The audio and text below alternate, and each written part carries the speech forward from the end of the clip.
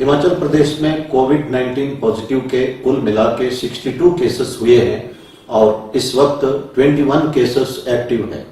कांगड़ा जिले के Pancharukhi police station के एक एचएससी कोरोना वायरस पॉजिटिव पाया गया है। यह हिमाचल प्रदेश में पुलिस डिपार्टमेंट का पहला केस है जो पॉजिटिव पाया गया है। देश में लगभग 70,000 केसेस हुए हैं और एक ही दिन में 3,600 केसेस हुए हैं और 2,300 के लगभग डेथ्स हुए हैं। ये स्थिति संतोषजनक नहीं है। इसके लिए हम सबको बहुत ही ज्यादा सतर्क रहने की आवश्यकता है। हिमाचल प्रदेश में सेकेंड बैटल इसीलिए शुरू हुआ कि जो बाहर राज्यों से हिमाचल प्रदेश हिमाचल वासी जो आए थे ये कैरियर बने थे। इस कारण से अब सरकार ने निर्णय लिया है कि जो रेड डिस्ट्रिक्ट से हिमाचल प्रदेश आएंगे उन्हें कंपल्सरीली इंस्टीट्यूशनल क्वारंटाइन में रखा जाएगा और जो ऑरेंज या ग्रीन डिस्ट्रिक्ट से आते हैं उनका मेडिकल एग्जामिनेशन के उपरांत सिम्टम पाए जाने पर वे इंस्टीट्यूशनल क्वारंटाइन में जाएंगे, अन्यथा उन्हें होम क्वारंटाइन में भेजा जाएगा। आरोग्य सेतु ऐप के बारे में लोगों को आशंका है कि उनका डाटा लीक हो जाएगा। ऐसा कुछ भी नहीं है और 6 महीने के उपरांत आरोग्य सेतु ऐप का डाटा ऑटोमेटिकली डिलीट हो जाएगा। जो एंड्रॉयड फोन या एप्पल फोन में जिन्होंने आरोग्य सेतु ऐप डाउनलोड किए हैं वे अपना सेल्फ असेसमेंट करते रहना चाहिए और आरोग्य सेतु ऐप जब सेफ या लो रिस्क दर्शाता है तभी घर से बाहर निकलना चाहिए। जिनके पास इस तरह का मोबाइल नहीं है वे 104 नंबर पर डायल करके अपना सेल्फ असेसमेंट कर सकते हैं। हार्वर्ड के एक स्टडी में पाया गया कि 70% लोग अगर मास्क पहनते हैं तो 100% हम कोरोना वायरस को रोकने में कामयाब हो सकते हैं। इसलिए मैं उम्मीद करता हूं कि हिमाचल में 70% से अधिक लोग मास्क पहनेंगे तथा मास्क को सही ढंग से पहनेंगे ताकि हम 100% कोरोना वायरस केसेस को हिमाचल प्रदेश में रोक सकेंगे। जब एग्जिट प्लान चलेगा हमें एक्सट्रीम कॉशियस होना जरूरी है और एक्सट्रीम प्रिकॉशन लेने की आवश्यकता है क्योंकि जर्मनी और साउथ कोरिया ने एग्जिट प्लान के दौरान गलती की थी और दोबारा वहां पे वायरस का वेव हुआ है। इसलिए हमारे देश में जब एग्जिट प्लान होगा हमें सतर्क रहना चाहिए। भारत सरकार के आयुष मंत्रालय के डायरेक्शन के मुताबिक होम्योपैथिक दवाई आर्सेनिक एल्बुम 30 पोटेंशियल हम 3 दिन लेने से रोग निरोधक का काम कर सकता है। इसी तरह शमशम वाटी आयुर्वेदिक दवाई भी रोग निरोधक का काम कर सकता है, लेकिन ये दोनों दवाई लेने के लिए आपको आयुर्वेद डॉक्टर या होम्योपैथी डॉक्टर को कंसल्ट करना अनिवार्य है। हिमाचल प्रदेश में हमने होम क्वारंटाइन का वायलेशंस देख रहे हैं। तमाम जिलों में हमने इस बारे में एफआईआर दर्ज किया है। कुछ एक एक्सट्रीम केसेस को मैं इस वक्त दोहराना चाहता हूं। चंबा जिले में जो व्यक्ति वायरस का पॉजिटिव पाया गया था वो व्यक्ति अपने घर के अंदर अपनी बेटी को संक्रमित किया और बाहर पार्टी मनाते वक्त शराब पी रहा था और जिस कारण 2 और व्यक्ति संक्रमित हुए। इसमें यह भी एविडेंस हमारे पास आया है कि एक ही सिगरेट को ये लोग शेयर कर रहे थे और सिगरेट को शेयर करना जो है इट इज सुसाइडल एक्ट। ये कहते हैं कि आप भाई मुझे मार, हुक्का हो या सिगरेट हो, कभी भी एक दूसरे से शेयर इस हालात में नहीं करना चाहिए। WHO के एडवाइस के मुताबिक सिगरेट पीना इस वक्त हानिकारक है। दूसरा इंस्टेंस जो हमीरपुर डिस्ट्रिक्ट में नजर आया जहां गुजरात से वापस आया हुआ व्यक्ति नाई को बुला के अपना बाल कटवाया और वही नाई अन्य लोगों के घर में जाके भी बाल काटा। इस कारण से हमने एफआईआर भी दर्ज किया और हम अपना कार्रवाई कर रहे हैं। एक और इंस्टेंस हुआ, एक जेबीटी टीचर अहमदाबाद से अपना घर वापस आया था, उसे होम क्वारंटाइन का आदेश दिया गया था, लेकिन वो बाहर शराब लाने के लिए निकल रहा था। उसकी पत्नी ने शिकायत की जिस पर उसे इंस्टीट्यूशनल क्वारंटाइन में रखा गया और उस पर मुकदमा किया गया है। ये बहुत अफसोस की बात है कि इस तरह के लोग बच्चों को पढ़ाते हैं। मैं एक बात स्पष्ट रूप से कहना चाहता हूं, ये कोरोना वायरस एक दिन खत्म हो जाएगा। आप दूसरे राज्यों में जाके नौकरी दोबारा करना शुरू करेंगे, लेकिन इन मुकदमों की वजह से आपको हिमाचल वापस आना पड़ेगा और अदालत में मुलजिम बन के कटघरे में खड़ा होना होगा। इसीलिए इन बातों पे आपको ध्यान देना चाहिए और पुलिस सख्ती से कार्रवाई करेगी। जो व्यक्ति चंबा में दूसरों के साथ शराब पी रहा था और सिगरेट शेयर कर रहा था, उस पर हमने 307 यानी अटेम्प्ट टू मर्डर सेक्शन भी लगाया। हम कठोर से कठोर धाराएं लगाएंगे और सख्ती बरतेंगे ताकि इस एपिडेमिक को हिमाचल प्रदेश में हम कंट्रोल कर सकें। अधिकतर लोग होम क्वारंटाइन का आदेशों का पालना कर रहे हैं, मैं उनको धन्यवाद करना चाहता हूं। एक अच्छा इंस्टेंस मैं बताना चाहता हूं। जोगिंदरनगर में एक रसोई जैसलमेर से वापस आया और उन्होंने उनके घर में सिर्फ 2 कमरे थे, एक कमरे में उसकी माँ और बहन रहती थी और उसने अपने घर के बाहर एक टेंट लगा के उस पर रहने लगा। इस तरह का कड़ाई से पालना करने वाले लोग भी हैं।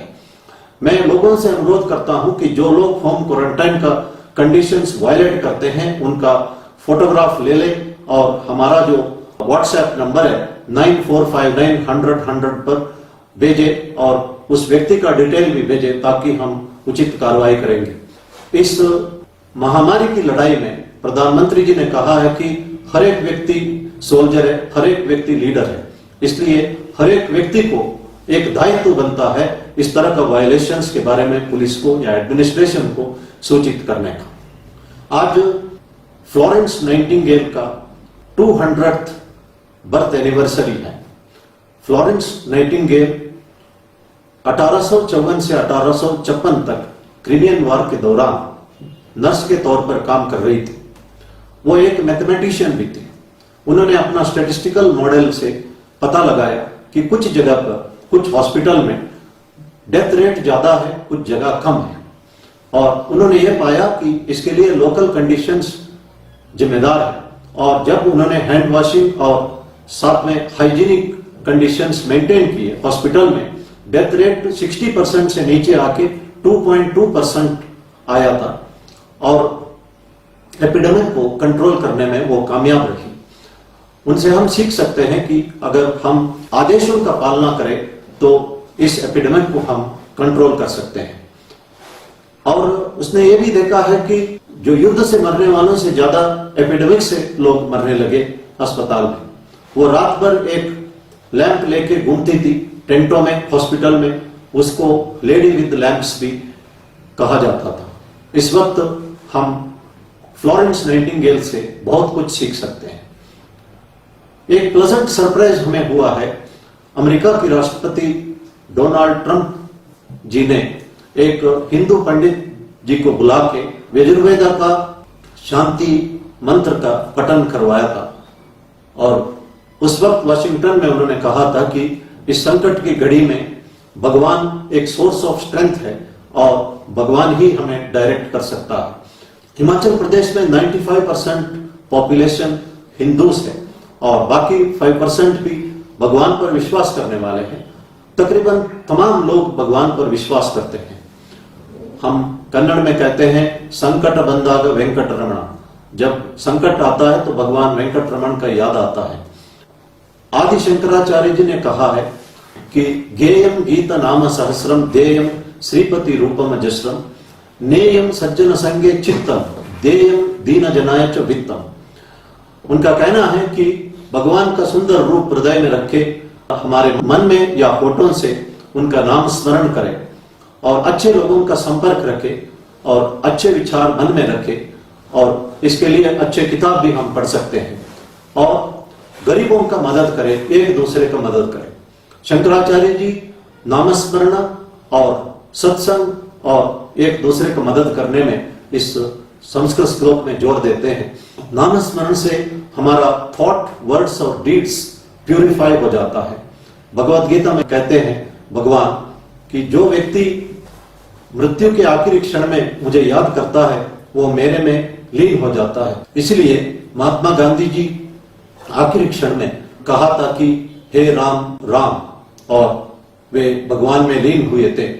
उनका वो जो मन में जो है वही वो बोलते थे और जो बोलते थे उसी को करके दिखाते थे। इसलिए वो महात्मा कहा जाते थे। और ये आखिरी क्षण में इतना आसान से संभव नहीं है। जैसे ओलंपिक का एक दाविक को लगातार दौड़ना पड़ता बचपन से ही, उसी तरह लगातार प्रैक्टिस करने से ही आखिरी क्षण में हम भगवान को याद कर सकते हैं। भगवान का नाम में शक्ति है। कहा जाता है कि हनुमान जी का ताकत राम नाम से ही है। भारत रत्न पंडित भीमसेन जोशी जी एक कन्नड़ भजन गाते हैं, नीन्याको निन्ना हंगाको निन्ना नाम वंदितरे साको रंगा। इसका मतलब है कि एक कृष्ण का भक्त भगवान कृष्ण को कहता है कि तुम्हारी क्या जरूरत है, मैं क्यों तुम्हारे लिए एहसानमंद हूं, why should I take obligation from you, मेरे लिए तो तुम्हारा नाम ही काफी है। और इस तरह का कई इंस्टेंसेस भी इस भजन में है जहां पे भगवान का नाम से लोगों ने बेनिफिट पाया है। दुनिया भर में, हिंदुस्तान में भी लाखों लोग हैं जिन्होंने संकट में आखिरी क्षण में भगवान को याद किया और कुछ ना कुछ मिराकल उनके जिंदगी में हुआ है। इसलिए भगवान को कहते हैं आपद बांधव। जब कोई नहीं है तो भगवान हमारी रक्षा करते हैं। हमारा स्ट्रेस, हमारा एंजाइटी और हमारा फियर जो है नामस्मरण से गायब हो सकता है। नामस्मरण एक पेन किलर का काम करता है, तो हम आराम से कष्ट को झेल सकते हैं। इसलिए महर्षि वेदव्यास जी ने कहा है कि कलयुग के लोग फॉर्चुनेट है क्योंकि नामस्मरण से ही वो सब कुछ पा सकते हैं। नामस्मरण जो है भगवान को समन करने का बराबर है। तो अगर हम लगातार उस भगवान को समन करते हैं, हम कभी गलत नहीं कर सकते हैं, हमेशा अच्छा काम ही करते रहेंगे। हिमाचल प्रदेश में हमारा सेकंड बैटल शुरू हुआ है। मैंने कहा था कि फेल्यूर इज नॉट फेटल। हमारे साथ भगवान है and we have the courage to fight and win this battle. धन्यवाद। जय।